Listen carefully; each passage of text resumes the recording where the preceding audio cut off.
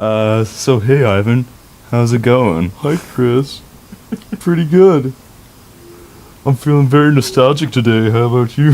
Oh, well, I wasn't until I found out that you'd be coming by talking about the old days. Can you just explain to me the premise of your pilgrimage here? I just have to like relate my journey across Montreal to pilgrimage theory. I have to talk like about like a sense of community, a sense of like, I guess, changing identity. The change of culture with the venues that have shut down over the years. Yeah, and just like kind of seeing how I have changed as well. Like I've been looking at videos online of like some of these shows, and I could like kind of see myself like in some of the crowds, and I'm just like, oh my god, I was like such a dorky kid back then. I mean, I'm still a dorky kid now, but yeah, I just like look super awkward in the pit. Yeah.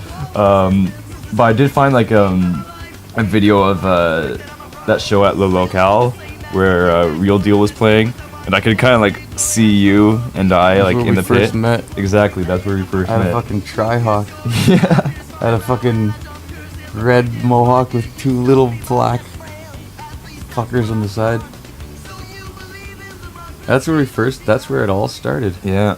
Do you remember the first time you went to Deathouse? Was that when you played? Yeah, that was the first time I went to Deathouse. There was like a grind show going on. I don't know. I remember it as grind. Maybe it was just crust or something. Yeah. I remember it being intense, and like we walked in, and I ran into Alex, and he was like, "Oh, cool, man! I remember you. You're in the band. We played with you last week at Piranha Bar. Get wrecked." And I was like, "Yeah, like this guy's cool." He's like, "This is my place, man. This is the Deathouse." It was his fucking living room. Like he had all his like stuff from his house was stuffed behind the couch, stuffed under the chairs, under the like in the corner. Yeah. There, under the stairs, and yeah, he hadn't even made the upstairs was still like this. He hadn't even renovated it to like the big thick logs like he eventually did, and he had his kitchen. They didn't serve beer. Everybody just put their beer in the fridge. Remember when we played Deathhouse's reopening? Yeah. Cause like Deathouse shut down for a summer due to, from what I understand, due to community politics. Mm-hmm. And then when they reopened, we headlined that show, eh? Lucky Few? Yeah. I think so, yeah. That was actually a good show too. So let's talk about UAB then. Yeah, UAB. That was like the first time. That was the first time we ever hung out. Yeah. You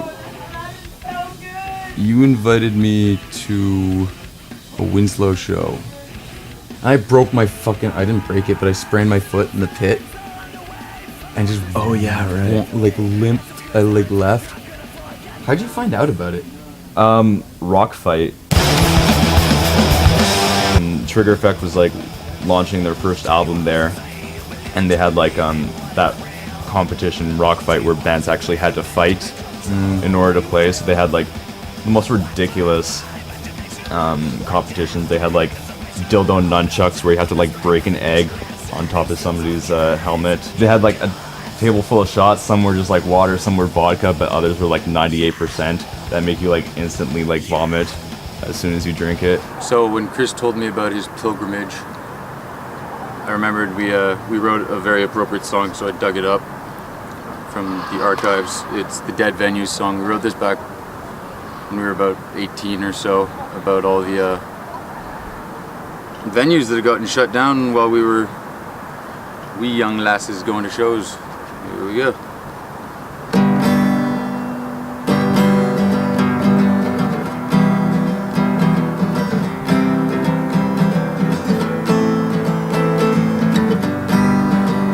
We're in nature.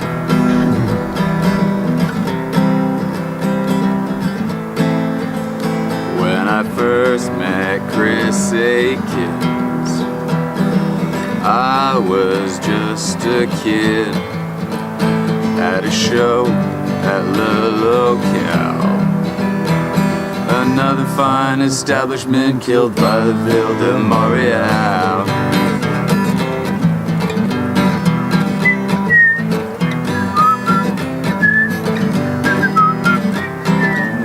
We were too young to remember Lex, but we heard all the stories like the first time Kai had sex and some Verdun house was LBH. Fell victim to noise complaints. Friendship Cove was pretty rad. The owner sold us acid for $7 a tab. You remember UAB, everybody now. Some stupid motherfucker fell off the balcony.